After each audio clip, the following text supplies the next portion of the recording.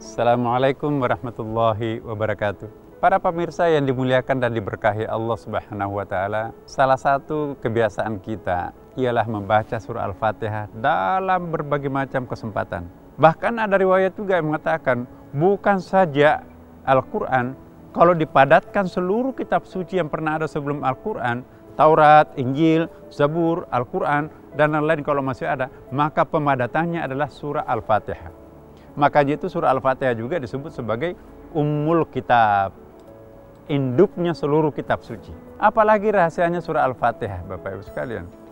Surah Al-Fatihah itu yang paling penting itu adalah ayat pertamanya, yaitu Bismillahirrahmanirrahim.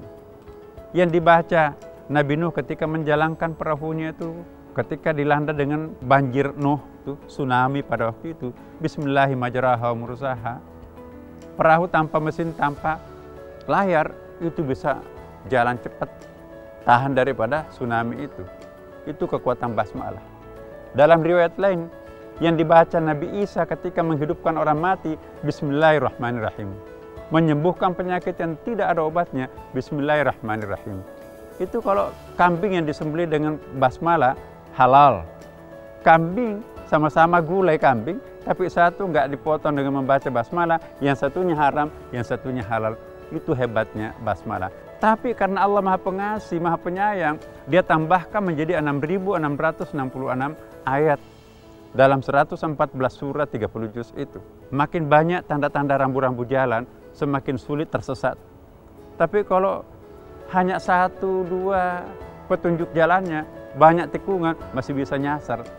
Tapi kalau 6.666 petunjuk jalan, Siratal Mustaqim, itu kebangetan kalau masih mau tersesat. Ihdinas siratal mustaqim, tunjukilah kami jalan yang lurus. 6.666 petunjuk jalannya. Jadi kalau kita buta mata batinnya, nggak peduli. Hei, kamu dilarang belok kiri, itu ujungnya neraka. Masuk ya, kenapa? Jalannya gemerlapan, glamor. Jadi jalan menuju neraka itu licin, karpet, terang.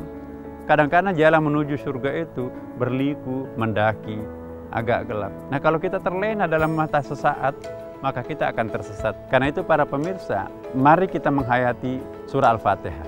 Walaupun kita tidak paham bahasa Arab, tapi minimum 7 ayat surah Al-Fatihah kita tahu artinya. Lain rasanya kalau kita pahami artinya dan tidak membaca